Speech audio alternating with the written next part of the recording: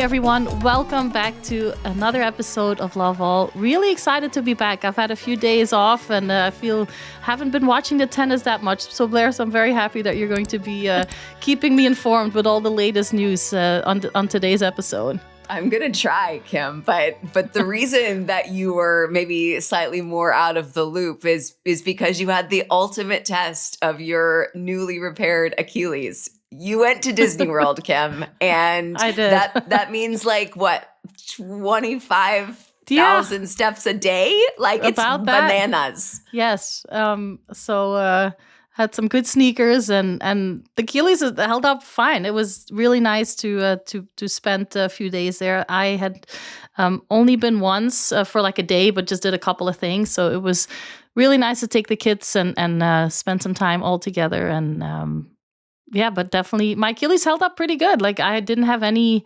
besides the fact that it gets a little stiff still when I sit down after, or I'm waiting on one of the rides where I don't want to go on and everybody else is getting ready to go on.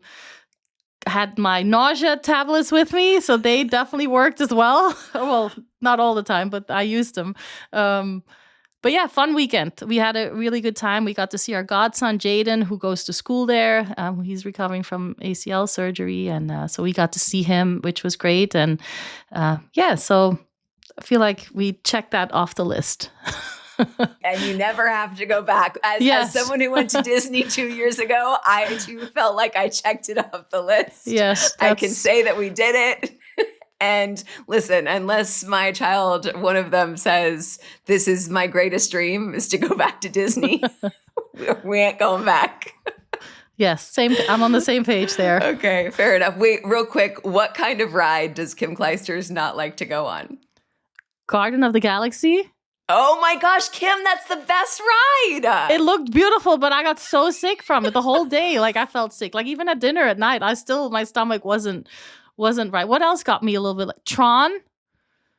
Those are the good ones. Okay, they are good. Like but then, your stomach was like, Yeah. The first one we did was Mount Everest, I guess, Animal Kingdom with the big drop. Like that, like surprised me. I didn't think that was going to be such a big drop. I had my 9-year-old like thinking like, oh, this is going to be great, and so I was like, yeah, you'll be fine. And then he, gave me a look the whole day, like didn't trust me after that. So it was I really enjoyed Ratatouille, The Little Mermaid, Peter Pan, like all those kinds. Like they ended up being my like favorite. So the conclusion of the trip is that I'm getting old and that my brain doesn't like to be swung. Or how do you say, like, swung, whatever. Pretty much. Every direction. Oh my gosh. Well, while you were in Disney World, I was in Las Vegas for 24 hours for a really neat event. It was a corporate event, and it was organized by one of the female leaders in finance, and she brought together a group of women, both colleagues of hers as well as clients, all extremely successful, high-performing women. It was really an honor to be around them. Obviously, we were around them, and then they also brought in Tracy Austin, Stephanie Graf, and myself. So who was feeling like an underachiever, Kim? It was me. I was like, man, maybe I should have used my economics degree. But no, it was a real honor to be there. We did like a 2.5-hour clinic. I got to work with a lot of the players who were maybe least experienced or who were picking up a racket again. One woman who was there hadn't played in 20 years, but she was such a soldier. She was out there for the whole 2.5 hours. She's like, well, what's the next thing we're going to work on? And so seeing sort of that love for tennis reignited reminded me of why I loved teaching tennis for the 10-ish years that I taught, because it is cool to see the little things click. And when you maybe say something that allows a player to, find the sweet spot, and then you see their eyes light up, that's so much fun. Right. So we had the best time. Tracy Austin and I have so much fun together. We just laugh and giggle and tell stories, and she is just the best time. And then obviously to be in the presence of, she goes by Stephanie now. Stephanie Graf is just incredible, and the time and care she gives to everyone who is in an atmosphere like that is really neat. And then we also got a Q&A with her, and so got to hear some of her thoughts from her time playing on tour and how she adjusted to life after the tour. She gave us some background on meeting Andre, and I don't think I realized that really did happen. Like, obviously they sort of knew each other in passing, but their meeting didn't really happen until like the very, very tail end of her career. But there was one other story she told that stuck out to me. Can I tell you? Please. So we were talking about, I actually don't remember the question that brought this up, but she was talking about watching Carlos Alcaraz and the wonder and amazement she experiences seeing him enjoy both the wins and seemingly the losses. Like, obviously he doesn't like to lose, but you know what she's talking about, right? Because we all see it when we watch Alcaraz, is there is just sort of a way that he embraces the journey of whether it ends in a win or loss that I think is hard for a lot of players to wrap their minds around. And I sort of, knowing the answer to this, I followed up just for effect. I said, that's not how you felt on the court. And her answer was, absolutely not. For her, it was, such a sort of a mental grind. And she's been really honest about that, probably during and after her career. She was never able to maybe fully enjoy the process. And so it was really interesting hearing that perspective. Very. Yeah, you can talk about the Stephanie Graf all podcast if you like. Like, I want to be listening and like learning and but I understand what she's saying. The thing that I maybe pick up once in a while here and there regarding Alcaraz is that I hope he can maintain that. Like, I've seen little moments where there is a little bit of a, I don't know, maybe a little bit bored. Maybe it's, the lifestyle is becoming a little bit too much or intense at times. And it's not that the sport, like, and to me, that kind of, like, I recognize that feeling a little bit. And again, I'm not comparing myself to like the results, but it's when I see him in his first, couple of years on tour, like he would walk in and he always says hi to everybody and he's laughing and he has a very open kind of energy, I think, towards everybody. But you have to like learn how to protect that. And I hope that he can, that he learn how to do that. But it's hard because I had to do that too. And I think like the first time, when I stopped playing when I was 24, 25, was because I didn't protect that enough. Like, I just, I was 16 when I started playing on tour, and I just didn't.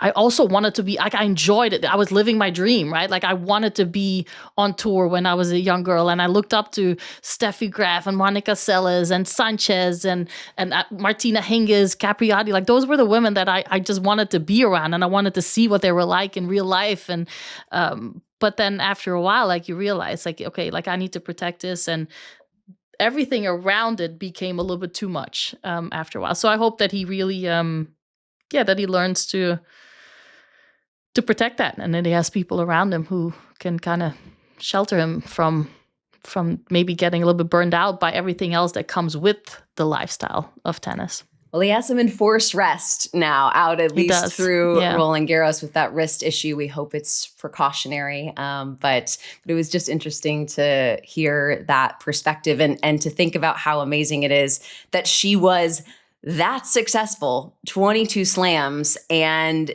admittedly, she was like, I didn't enjoy that.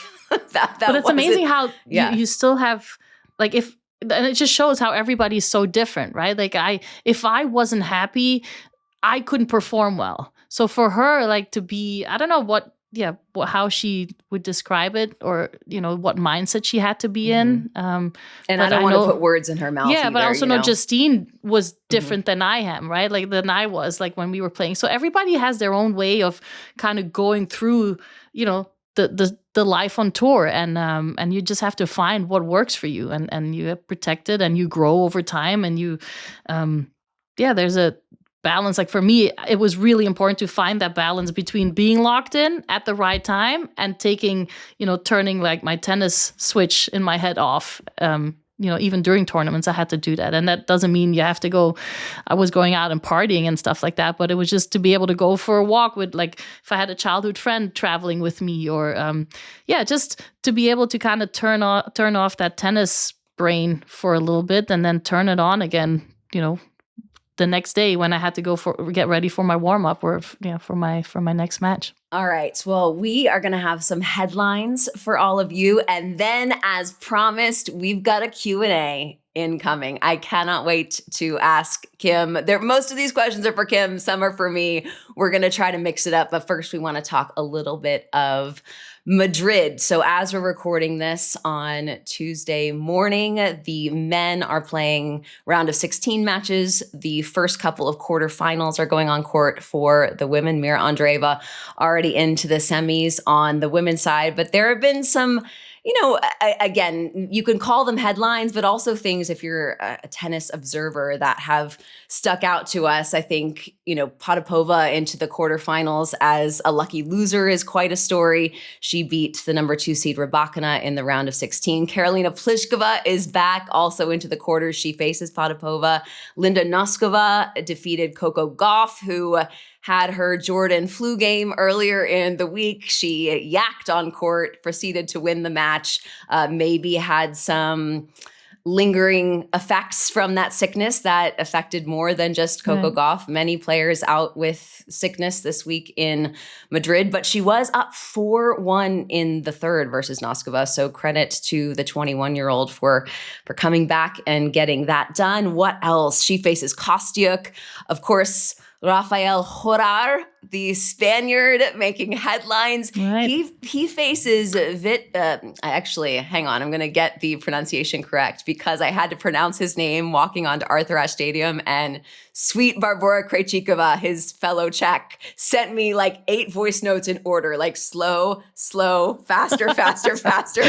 You say it Vít Kopšiva. It's something along those lines. So he faces Vít Kopšiva, who also I believe is playing in his first Masters 1000 round of 16 for a spot in the quarters, and a matchup against Jannik Sinner. The organizers, in the absence of Carlos Alcaraz, are thanking the Lord that Hodar is doing what he's doing on the court. So fun to watch. Beat Fonseca. Yeah. Took the ball. Did you see any of the highlights of that match, Kim? Yeah, I did. In the midst of your Disney experience. That was my escape, Blair. Let me go in the corner and watch some highlights while nauseous. Gosh, he takes the ball so early. Yeah, he does. He's really looking to be the one in charge of the points, which I like, which is, I think, the standard that the guys like Alcaraz and Sinner have set, is that, you have to be the one in charge, because otherwise you're going to be running around and you don't want to be the one on the defensive side against those type of players. So it's really interesting to see, this young up and coming player who's already kind of taken on a tactic, I feel like, that Sinner and that Alcaraz have brought to the sport that has been different from a Rafa and a Roger and a Novak even. And so it's really interesting how that way of playing tennis on the men's side is now, you see it in, let's call it the next generation of players. So really, really nice to see that he's doing well. And like you said, I'm sure that Feliciano Lopez and Garbine Muguruza are super happy with his results. And but yeah, that we've had some really, really good matches. Unfortunately, it's always annoying, like as a, if you're part of the organization, to hear about players getting sick and the players pulling out of the tournament, but at least this will give it a lot of positive news. In some WTA news last week, we got a memo from WTA Chair Valerie Camillo letting everyone know that WTA CEO Portia Archer stepped down in advance of her contract renewal. It was in other WTA news. There was also the ITF filing suit against the WTA because, in short, and we can bring you more details on this as they become available, but the WTA was attempting to remove the ITF's board representative, and the ITF, as you might imagine, didn't love that. Didn't love that idea. WTA claimed it was a conflict of interest, which makes me chuckle only because it is so hard to not have a conflict of interest in tennis. So lots of news coming out of the WTA. And I just want to spare a thought for their comms team because they cannot catch a break. It is CEO stepping down, lawsuits. We've got a war in the Middle East. Is the WTA finals going to happen in Riyadh this year as planned? I don't know. I wouldn't want to be the one to have to make that decision. So it's just a lot. It's hard. Yeah. And it's like you said, it's just, we're used to, and when I say we, like, I mean, like the WTA, you're used to kind of taking out fires and adjusting but I feel like at the moment there's a lot of things coming together. So we'll see I'm sure it all will get solved, and whoever is stepping into the footsteps of Portia is going to have their hands full right away, right? With making the adjustments and big decisions on whether, the WTA finals will be in Riyadh or not. And if not, where are they going to be? Where are they going to go next year? So exciting things as well, right? Like, talking about, will the finals come back to America in 2027? Like, those are really exciting things to look forward to. And, but yeah, it's, I guess it's the never ending story of the WTA is just, the constant changes and adjustments. And, but they do a lot of really good things as well. And I think sometimes that gets a little bit overshadowed by the latest news that is out, right? Totally. All right. Another update for you. If you were with us last week, we detailed the doping case, or the ITIA anti-doping case against Marketa Vondrousova, who is going to be in front of a tribunal arguing her case for not getting a suspension because she refused a test outside of her designated whereabouts window. We learned something new in researching that case, Kim, which is that you can be tested outside of that window. And in fact, you if you're on that list, you are guaranteed to be tested at least 3 times in a year. And according to the head of the ITIA, one of those 3 is likely going to be outside, at least one of those 3 is likely going to be outside of that whereabouts window. After we recorded, I got a message from the director of communications, Adrian Bassett at the ITIA, who sort of broke this down for me and explained some more of the details. I'd love to read some of it to you because I thought that it was clarifying to me as well. The reason you can be tested outside of the hour, your whereabouts hour, is that if a player could only be tested during 1 hour at a time of their choosing, then to put it bluntly, it opens a door to those who might cheat. Substances these days can stay in the system for a matter of hours, so we have to have that unpredictability to have a strong testing program and to protect the vast majority of players who are playing fair. For out-of-competition testing, the testers will have identification, a letter from the ITIA, and there are checks that can be done to verify the tester's identity. 100%, it's tough for players to have to do this, but the testers also have a challenging job. It's certainly not one I would like to do. They're well-trained, often work across multiple sports, and as you can imagine, when doing this sort of work, they have very strict protocols they have to follow. Now, this is the thing that we clarified last week, that if a player makes contact with the tester, even if it's outside your whereabouts hour, so that could be answering your intercom, that could be answering a phone call, that could be, seeing them in a hallway. If a player makes contact, they have to do the test. Otherwise, we will be in the same position we are now. As you said, if the player is out or uncontactable when the tester comes outside of the hour, it's not counted as a missed test. But providing a sample when notified is a fundamental rule of any anti-doping program in any sport, and refusal is about as serious as it gets other than having a banned substance in your system. And then this is the last section here. We work with the tours to send out reminders and info regularly and also encourage players, agents, etc. to talk to us if they have questions or need help. Last year, we launched something called The Line, which allows players to contact us directly via WhatsApp with any questions, and they all get answered by a real person, which has been well received and well used. Our anti-doping team also do loads of support to players with whereabouts, doing online and face-to-face sessions. Unfortunately, players do not always read the tour updates or emails from us, nor do they always turn up to sessions, which is an ongoing challenge. So I thought that was good information to have. Again, I learned something new through this case. I know you have thoughts on this, though. I do. I after reading this or hearing you say it, I do understand, right? Like, we all want a clean sport.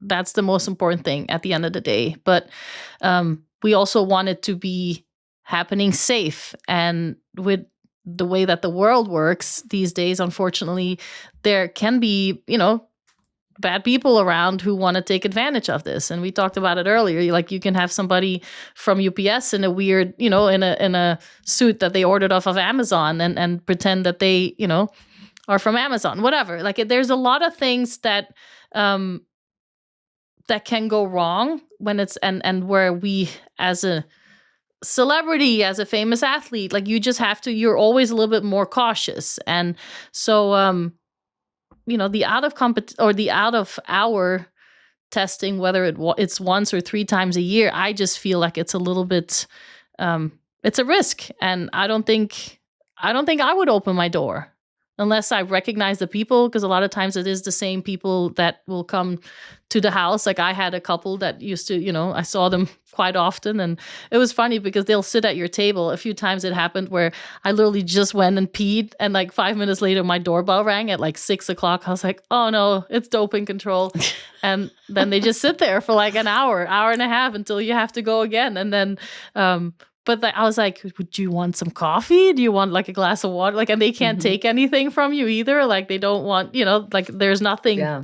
You're just sitting there waiting for, and you have some conversation with them. But it's definitely, it's a tough situation, I feel like. And so I'm curious how this is going to turn out, because I don't know what I would have done in that situation. If I would have been, unless I recognize them, if they're new people, strangers, even if I answered my intercom, there's no way I would have opened the door.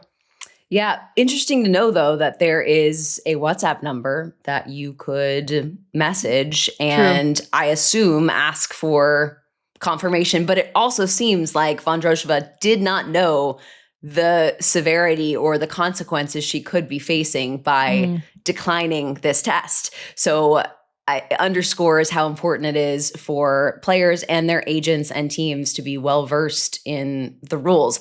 I will say, I do really appreciate the fact that the ITIA reached out to me immediately. I would have, I would love to talk to them more. I would love to ask more questions. Long time ago when I was a writer, I think I mentioned I did a lot of reporting on anti-doping cases. Things have changed so much since then. The ITF used to oversee the anti-doping program, and talk about a conflict of interest where you have an internal organization running, a program that should, a top player be found to have a banned substance in their system. I don't know. Would there potentially be reason to skirt the line there? Maybe. So, Blair, I got tested things so have changed many a lot. times after I won like a slam, or even if it was like in singles or in doubles. Like I would get tested on site, and then when I would fly home, you would expect like within 2-3 days, like somebody would ring your doorbell and come and test you again. So it used to be the ITF back in the day. Yeah, you're right. I just thought it was interesting, like even where you talk about like how there's people are trying to cheat. So why they're doing this is because they want, people can have a bad substance just for a couple of hours. Like they're obviously, they know all these things. And like I think like whatever, like it lasts forever in your blood, or at least for a long time. But like just to hear that there's so many things out there that, players can take to benefit their tennis or their recovery or whatever it is it just shows me that don't know anything about that stuff. Basically, for is what good I'm trying to reason, say. Kim. I'm Yeah, glad yeah. you are not True. well versed on Yeah. what substances are going to be out of your system in just a few hours. But it is that is the reason we have to have a solid, well-organized program, is because dopers are always 10 steps ahead of the people doing the testing. And so as intense as this whole thing sounds, the people doping are steps ahead. So anyway, it's an unfortunate thing that we have to worry about people cheating, but when there's a lot of money involved, and I think in tennis in particular, similar to like cycling where it's a small insulated team, there are opportunities to cheat if you wanted to do that. But Kim, I'm thrilled that you have no idea how you would even cheat. I don't know. I don't know. Yeah, but who would want to take that risk? That's my biggest. Yeah, totally. It seems it just not worth the overshadows risk to me. everything. All the great results that you've had, like it just it will always, overshadow all the good things you've done on court as well. Yeah. All right. Our last quick headline. You're going to love that I threw this in here. After almost 6 years, the first couple of tennis, Taylor Fritz and Morgan Riddle, have broken up. Kim Clijsters, do you have thoughts? Do I have thoughts? What do you mean the first couple of tennis? Like the first influencer? Well, no, tennis player like the couple, first couple, as in like the first, the president and the first lady. It really did.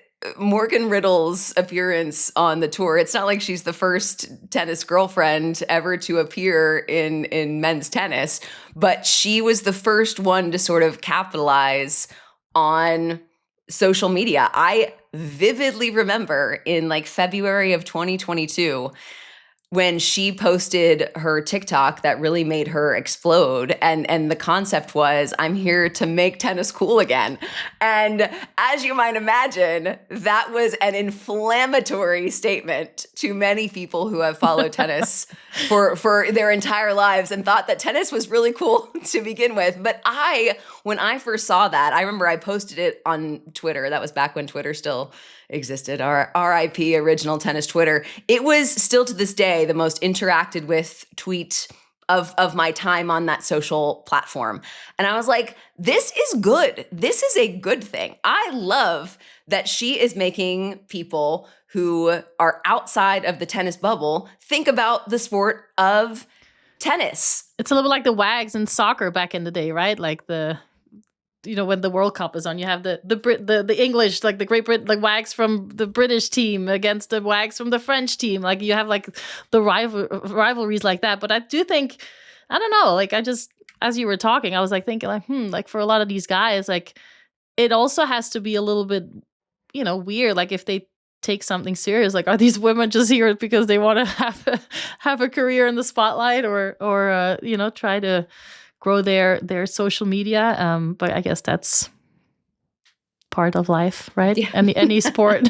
A question you have to ask, but I guess my thought is, listen, why not capitalize? If you're going to be at these tournaments, why not? And to me, she absolutely did bring in a new demographic. She got eyes on the sport of tennis that might not otherwise be there. Like when she would go to tournaments and people would tag her with their outfits, or, I'm just here to see Morg's boyfriend, with Paige Lorenz. I'm just here to see Paige's, now fiance. That is bringing in new eyeballs. I thought it was great. I got to know her a little bit, and I thought, I still think Morgan is really smart and good at what she does. And I hope that she still stays involved in tennis somehow. Obviously, thoughts and prayers to them. Breakups are tough, but I hope she stays involved in tennis. Yeah, we'll see. I don't know. I never met her, never saw her around either. So I really don't have much to say about this Blair. Like you're not going to be tagging Morgan Riddle with your next tournament outfit. No. Okay, fair enough. All right, I'm going to put Kim out of her misery. All right, when we come back, we've got your burning questions for both of us. We cannot wait. See you in a few. All right, Kim, you ready for our Q&A? Yes, I am. Okay, first question is for you from Gemma. And she asks, after winning a Grand Slam, is there an emotion you felt that would surprise people? Yeah, I do think there's definitely an emotion that to me sticks out, which is what surprised me even at the time was in 2005 when I won my first Grand Slam. And I do think I kind of felt like very relieved that I was able to finally win one after losing my first 4 Grand Slam finals. In singles, you're happy and like the first few minutes, but then that feeling goes away pretty quickly and you have all the formalities, right? That you do the trophy ceremony, you have your interviews that you do. And I remember that night just getting back to my hotel room and just sitting in my hotel room by myself. Like I, wasn't married yet. Like I didn't have Jada or anything. It was just me in my hotel room and everybody like from the team went to their room. And I just sat there and started packing because I was flying home the next day and just sitting there. And I was like, is this what it was like for Steffi? That's serious, Blair. Like, because as a little girl, I was like, I want to win a Grand Slam like she did. And I want to become number one day. And then I sat there and I was like, this is it. Like I won. And look at me. Like I have my dirty clothes here. I've got my, sweaty outfit from earlier. And then I got to pack everything for tomorrow. And it just the kind of that feeling of like the contrast is extremely big. It's, super life goes exciting. On. Life goes on right away. And, and it's great. But I do feel like every Grand Slam or every, big win has their own kind of emotion because there's always something going on behind the scenes, personal issues, or, I played with, when family members were sick or like things like that you go through and that you kind of carry with you when you're on the court. So every one of them is carries something uniquely. But to me, I remember that first one where I was like so shocked about like, this is it. Normal. Life is like everything stays normal and you just keep going. Sort of a follow-up to that. How long did the reflected glow of a slam last? So like when you went to tournaments, did you feel like you were only as good as your last result? So if you went to the next event, lost in the first round, how long did the glow last post-slam? I don't think the glow lasted very long. I do think in general, people, for a long time congratulate you. And it's really nice. Like when you go to the next tournament and they announce you as the US Open champion, like those were moments where I was like, oh, wow, like that sounds really great. But I don't want to lose now because that will make it look like, so you constantly have that inner voice battle where you try to, but then not long after I won in 2005, I retired from playing. So to me, like I said, like I do think like it was such a relief and that I felt like, okay, all this other BS, like I did what I wanted to do in tennis. Like I was number one, I won a slam now, like, and I just don't want to deal with all the other BS that comes with it. The first question for Blair is from Betty. What is your funniest media memory? Probably the two that stick out to me. Number one was when Denis Shapovalov rapped in his post-match interview at Indian Wells, I believe 2019. And the way that came about was, I'm on Stadium 3, which is not getting many, round of 16 or quarterfinal matches. That's when everything sort of moves up to the bigger courts. But I can't remember if he had just won his third round match. But I said, I was asking him about, because at the time he was putting songs out on Spotify. And I was asking about how nice it is to have something to keep his mind off of tennis, and he immediately thought I was going to ask him to rap. And I said, no, like I wouldn't do that to you, but can you make a promise to us? If you come back to this court and win, will you rap? And he said, yeah, I'll rap. Well, imagine my surprise when he was on the schedule 2 days later to come back to Stadium 3. He was playing Marin Cilic, I believe. Beats Marin, like in routine fashion. And of course, like in my mind, I'm thinking, I never want to put a player in an uncomfortable position. Also, my producer at the time, we had no real DJ. We were literally playing songs off of a computer. And I am Googling like rap tracks that we can lay down on Stadium 3 in case he actually raps. Anyway, and then it's over. I go over to the bench because I'm not going to, ask him live on a mic, like, do you really want to rap? He proceeds to tell me he has a rap prepared. Anyway, So he was doing homework. He wrote a rap. Should he win the match? And so anyway, my producer, she thinks she's gonna get fired for like throwing down like a beat. And this is like, this is in Indian Wells where the average age, I shouldn't say that. There are a lot of retirees in Indian Wells. So we probably lost many people before we even got to the actual rapping. Is there a video like of this? I'm here in Cali with the fans getting hella lit. Happy with the win today. Now I got a flow to spit. Loving the support, I leave it all on the court. Fighting like a wolf. I'll be back for more, so take care and good night. Know this, the good life. Hot tubs and court time. Thursday, we back, alright?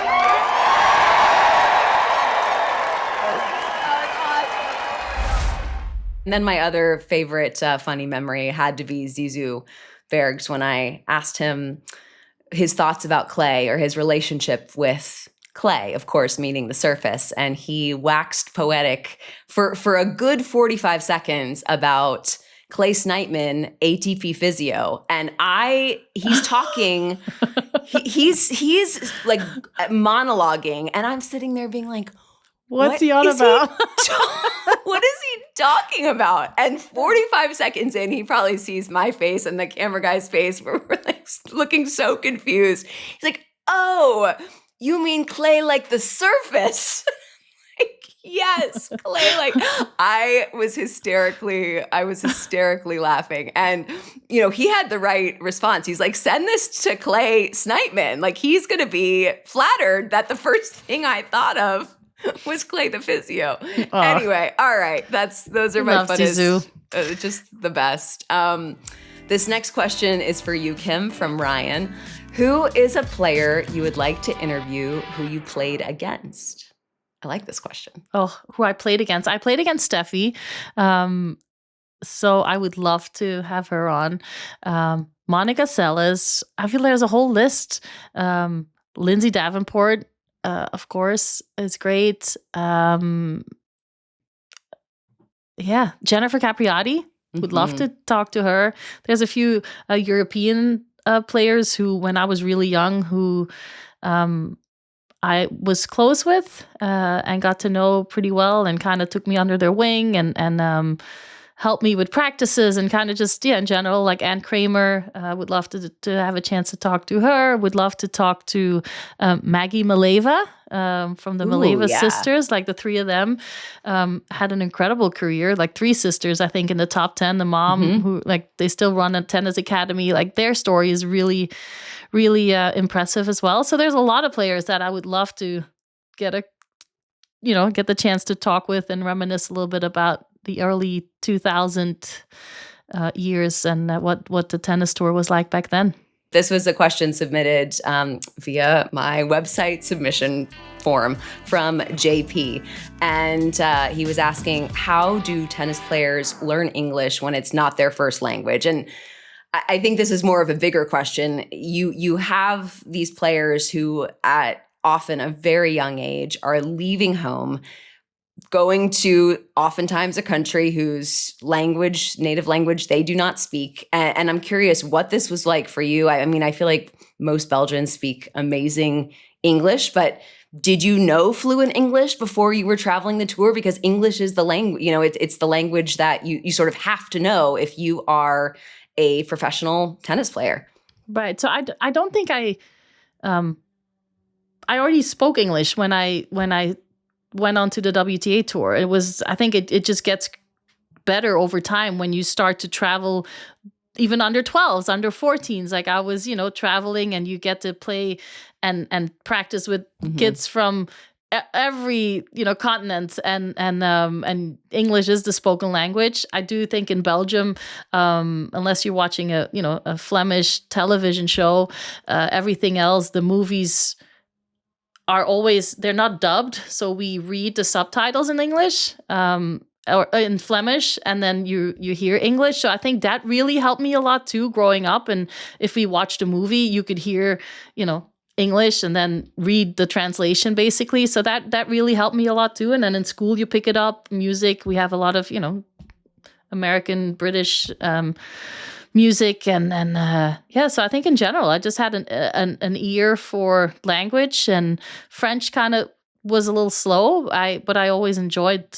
loved listening to the French language, and just a little bit insecure at times speaking it. But I think my first Grand Slam final at the French Open, I actually gave my speech in French, which I messed up at the end. I wanted to end it with I'll see you next year, and I said I'll see you the previous year. I went a year back instead of forward, so I messed up there. But it's just fun. It's just so fun, and I'm always amazed. Even now, I see today, it's Tuesday today, so there's a big Champions League game on, right? With PSG semifinals. We go back to soccer, but PSG against Bayern Munich, and I hear the coach of Bayern Munich, who's Vincent Kompany, he's in Germany now, and he's, he speaks fluent German. He does his interviews in German and his press conferences, and then you have other guys like Lukaku, who's in Italy, and then all of a sudden you hear them do Italian press conferences, and just they pick it up so easy. So it's really I love that, and it's very inspiring. And so I think in Belgium in general, we just have because we're so surrounded by different countries with different languages, we just have an ear for learning different languages. Well, I love that you are crediting that and not just saying that because I had a boyfriend who spoke English. Early on. Yeah, my first boyfriend was Australian, and I spoke English for a long time, and still do.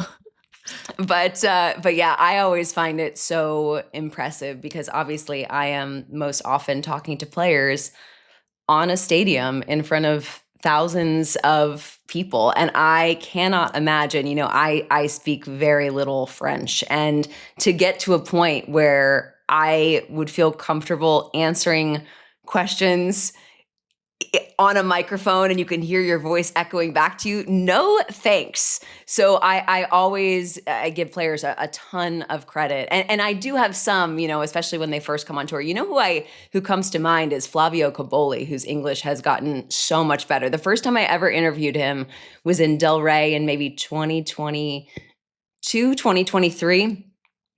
I couldn't hear him. He was talking so softly. B, I think he probably said 6 words in the post-match interview. And I left that post-match interview thinking what a dud. This is supposed to be a new, young, fun Italian. And, there was nothing there personality-wise. And now I know he just wasn't comfortable with his English. And now he's, the life of the party. He's Mr. Social Media. He's fantastic. But it just underscores, I think, the fear factor that you can have, if you don't like speaking in front of people to begin with, but then having to have the guts to do it in a language you might not be 100% confident speaking. I just have a ton of respect for that. All right, this is for Kim from our friend Nick McCarville. He asked, as you broke through so early as a teen, what kept you so grounded? How did you stay hungry to achieve so much while also not letting it take over your sense of self?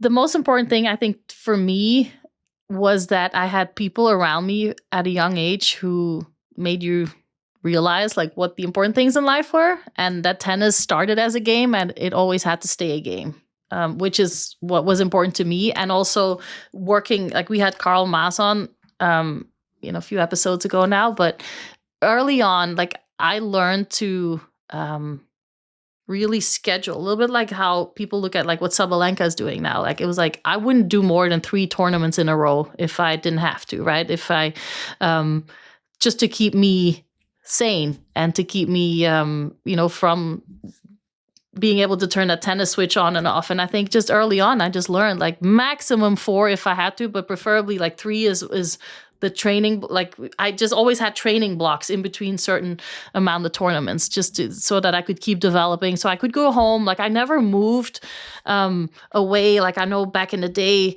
the Bollettieri Academy reached out to my parents. I was like, hey, we want to move you guys to Florida. And you guys come live here and we'll get you a house. And my dad was like, so down to earth. He was like why? Like the court's the same size here as it is, back in Florida. Great point. And she wants to hang out with her, go see her grandparents and just do it like normal life and just have that be just as important as what I was doing on tour. And so I think it just gradually, I always also needed somebody from home to be there with me. Like for a long time, like my cousin Tim was my physio. So we would just laugh and joke about, like family life, right? And about like growing up and childhood memories and just to have that little bit of normalcy on the tennis tour. A good friend of mine, Caroline, she would travel. She played on tour a little bit as well. She was ranked a little bit lower than me, but she, I would try to like get a wild card for doubles, and we played in just so we had fun as well. And because you can kind of lose that a little bit when you're always expected to be making the semifinals and the finals, and that pressure can sometimes be too much. So that balance to me was always super important. Just learn to step away when it's needed and not just get caught up in like, I have to do this, I have to perform, I have to play, I have to, just like learn to listen to your body, I think is what I got, and to your mental state, kind of like just learn to listen. And when it's time to step away from it, that's okay. And you're going to annoy some people and piss people off anyway. Like it is what it is. That is true. All right. Another one for you from Jason on X. This question made me laugh. Why do I forget how to swing a racket in the first round of tournaments? Second round, Federer. First round, guy who started tennis 2 days ago. Any mental tricks to calm first round jitters? I'm trying to think. Like, I think you have to always have like a little bit of nerves, right? To me, what really helped me was to get the tension, like just hit a couple of like shots as hard as possible, even if it was in the warm up. Ooh. Like, even if I got a shorter ball, like your opponent's not going to like it because they want you to keep the rally going like down the middle. But if I felt like, oh, my arm is a little bit tight, or I'm just not feeling like my hands are just not feeling my grip properly. Like if I could just hit a couple of like swinging forehands where I could just really like let my racket go through the ball and just get a little bit of that power out. To me, it's like movement is what like got me to get rid of the nerves and the stress. And so if it's like jumping around, or if it's even just bouncing with the racket, like and the ball and the racket, like just bouncing it really quickly, just to kind of get that energy flowing from being stuck in certain limbs, or I don't know. Like I think to me that was the most important thing, was to try to keep moving. And it's funny because I see it with Jada now too. Is like when she plays games, or when she has a game, or and when she's nervous, I see that she gets like a little bit stuck with her feet. And I always say like, keep moving your feet. Like that's all you got to worry about when you get nervous. Just keep moving your feet. Like you don't want to think about too many things. Like because especially with tennis, there is so many things to think about, right? It's like, oh, especially when you haven't, if you're just a beginner, or when you haven't played tennis for a long time, it's like, oh, the coach told me to put my foot like this, take your racket back. This is where, like, there's so many things to think about. And a lot of times, to me, like with Jada now, I just say, like, just keep moving your feet when you get nervous. Don't, take some deep breaths and keep moving your feet. Just focus on one thing at a time.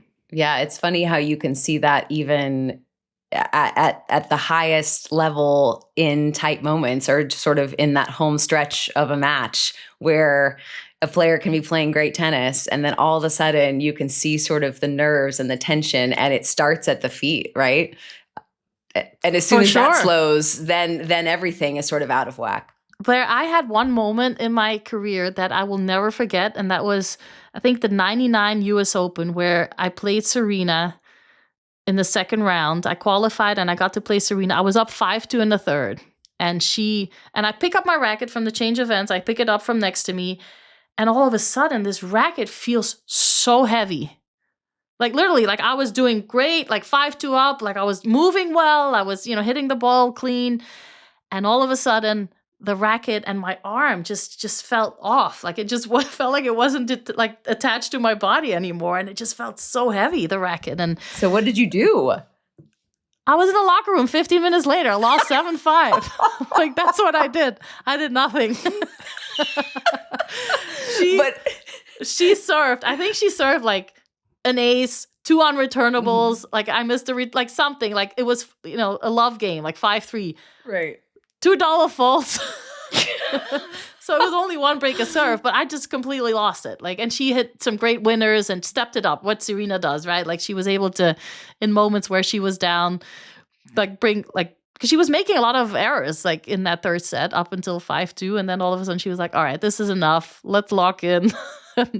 But yeah, that it happens, and you just the hard thing is you will never get that feeling in practice, so you can only overcome it in a match, and unfortunately, that's how we have to learn a lot of our lessons, is like in the spotlight, when the cameras are on, and but yeah, that's part of it. Yeah, there you go, Jason. On X, you are not alone, and also be thrilled that you can be a guy who just started tennis 2 days ago on court 6 at the local country club. Yes, and not on center court at the U.S. Open.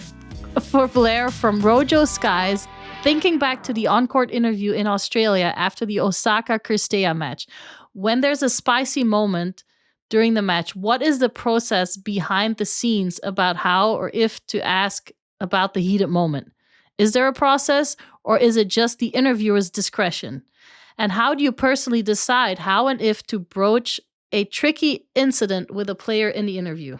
This is such a good question. And the answer is, well, first of all, going back to that incident that I don't know if this is a man or a woman, but they were referring to in Australia, where there was a spicy handshake. Sorana Clijsters did not like some of the come-ons that were coming from the Osaka side of the court in between serves, et cetera, et cetera.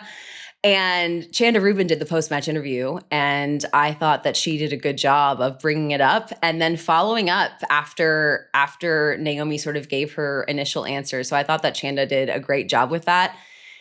For me, it often depends on who I'm working for, which I don't love. But if I am an on-court interviewer and I'm hired by a tournament and something goes, terribly wrong with production, or if, say the music starts playing and a player gets distracted and loses the next 3 games or something, even if that mistake is caught right away, if it causes distraction, if I am working for the tournament, am I going to phrase a question maybe about that differently than if I were working for Sky Sports or ESPN? Yes, because I don't consider myself a typical journalist in that moment. That is really hard for me. Like, I think back to a recent spicy match. We talked about Bonzi Medvedev. I think we've talked about that, where that happened at the U.S. Open this past year, and Daniil Medvedev stayed on the court. It's this incredibly contentious match. There's booing, rackets are broken, yelling at the chair umpire. Poor Greg Allensworth. poor guy ends up in more controversial matches. He has the worst luck. That's a story for another day. But I went out to do the post-match interview for that. I had never spoken to Bonzi before. I actually didn't know how good his English was as a French player. And I was told, we're going to wait. We always wait until the loser walks off. Well, in that case, the loser didn't walk off. Daniil Medvedev stayed on the court, and they're like, we're going to wait. And they're like, we can't wait anymore. You have to go out and do the interview. And he's probably thinking, I'm waiting till they start. 100%. And it's so funny you say that, Kim. In hindsight, I learned a lot from that. I changed my first question in the moment, because he was still sitting on the court, because that Bonzi had beaten Medvedev. I think that was maybe back-to-back first-round matches of a slam. I think he had also beaten him maybe first round of Wimbledon or Roland Garros, something like that. And I, in hindsight, wished I did not change my first question. Daniil made the decision to sit on the court for this. He also made the decision to walk off the court as Bonzi is answering that first question. It was so deafening that I could not hear him, and he was standing 2 feet away from me. And in hindsight, I was like, why did I should not have, in that case, I should not have changed my question, because I had a better lead-in when I thought that Daniil Medvedev was going to be off the court. So I think you learn something every time you're in one of those situations. Oftentimes you have to sort of make decisions on the fly. Like, again, did Chanda go into that post-match interview thinking she was going to ask about the handshake? No, because as the match is ending, that had not happened yet. So I think you have to be good at thinking on your feet. And I think you also have to remember who you work for. And I'm trying to remember, there was one other instance, I'll have to think about it and come back to it, but there was something that happened at the US Open. I ended up, the player in question, the controversial player, ended up not winning, so it ended up not being a thing. But there were discussions prior to that post-match about how we were going to handle it. So yeah, I think there are many factors that go into it. And sometimes, it's nice just to be a journalist in a press conference, because you can just ask the hard questions that everybody wants to know the answer to. This next one is for Kim from Dean. In 2003, you won the French and Wimbledon with Ai Sugiyama, and I'm curious how you and Sugiyama came to pair up. And editor's note here, you guys first teamed up in 2001. You won Wimbledon, won 12 titles together overall, but would love to know the background of that doubles pairing. That happened, I think, on some of the backcourts in San Diego. I think we were... back in the day when you're ranked lower, you have to, you share the court, right? I was practicing and there was 4 players on the court and we were doing cross courts. And I think I and her mom were practicing on the same court, but next to me. And I didn't have a player to play with. And I wasn't even planning really on playing doubles, I think. And just because I think my ranking also wasn't high enough yet, but because I was ranked a lot higher than I was. And yeah, her and her mom just came up to me. He's like, hey, do you want to play doubles? And, my dad was with me. I was like, yeah, sure. I would love to do that. Like, that sounds incredible. And so we just started playing, and our first match together, they actually put us, it was like on a later, it was dark. I remember that it was dark. So it was like a later match, and her and I and me had a misunderstanding. I think first or second game, our opponents lob us in the middle of the court, and I yell, "I!" And she thinks that I'm the one that's trying to, tell her to take it. So we run into each other, and she smacked the ball. I was in the way. Like, it was ugly. So that's from there on. I just went, me and you. Like, that's how we started, communication. That's with so funny. with a fellow player who's from Japan, and but loved playing with Ai. She was so full of energy, like had a great singles career and a doubles career. But I just learned so much from her as well, as, at that stage of my career, being so young and being around somebody who was, already a lot more experienced. And how much older was she?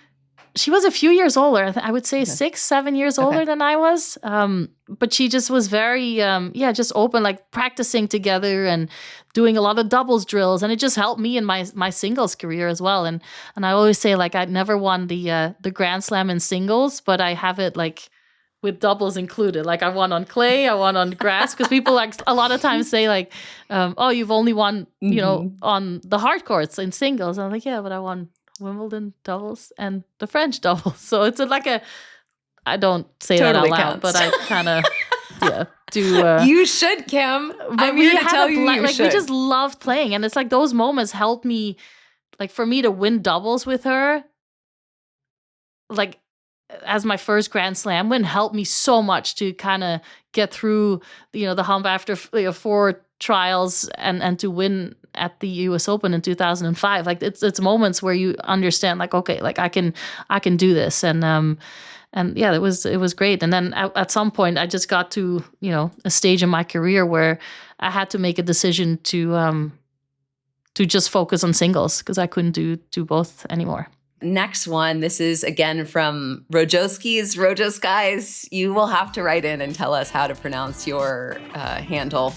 When did Kim's kids realize their mom was famous? And what did they think when they first got to see you or footage of you playing in a match? What do they think now about your past life as a famous tennis player? I think my boys only realized that like a few years ago when I took them to the US Open, and they I had to do something for Babolat, and Bob, my agent, who's one of my closest friends, took Jack while we were waiting, took Jack to see my plaque that's out there. And he came back. He's like, "Mom, I didn't know you were this good." Like he came back from that. He's like, "Mom, like you were kind of a big deal. Like there's pictures of you everywhere here." And I was like, "Jack, it's okay. Like it's fine. Like I did well here." And that's basically it. They loved basically it. Oh my gosh. Yeah, Blair, like I don't have anything out here. Like I don't have my trophies here. It's not that Where are your trophies? There's a couple that are in my basement, and then a lot of them are in Vermont at the farm in boxes. You and Lindsay Davenport. Lindsay keeps her trophies like under her bed. So, which totally fits with both of your personalities, by the way. You are not leading with the fact that you are multiple-time Grand Slam champions. Flaunting, no. Andy's like that too. Like I think he uses his US Open as a doorstop or something. He told me once. Like it's just the moment. Like I just don't. It's nice. Like when I see it, I'm like, oh yeah, that was a nice memory. But it's not to sound disrespectful or anything towards I don't think it comes off that way. I am chuckling though as you're saying this, and within eye shot. What do you is hang on, hold please. I'm gonna get it.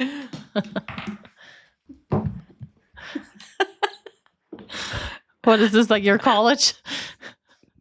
Oh, Kim, this is my gold ball from the 2009, are you ready for it? National Father-Daughter Clay Court Championships. Listen, I have the same thing that I got from the 2009 US Open. That's right, because it's a national championship. Yes. Oh my gosh. Well, I would say that not all gold balls are created equal. But Kim's not putting out her US Open trophies yet. The only trophy I have here, but that's not because it's in view, but it's just because I haven't put it away or haven't done anything to it, is the #1 trophy from the WTA. Which is so pretty. I love that trophy. I think it's one of the prettiest trophies in tennis. Chris Evert WTA World #1 trophy. That really, it is a gorgeous trophy. I've seen that one. And you get like a diamond for each player gets like a diamond. So here, this is mine, and then whoever becomes #1 gets one of these. So that's the one I have here. It's really cool. Okay, well that makes me feel slightly better for having. Now, in my defense, I like to say that this was a nice memory with me and my dad. Amazing. So that's a great, to be able to he taught me how to play tennis, and was a big part of my tennis life, and so I'm going to say that that's why I have that out.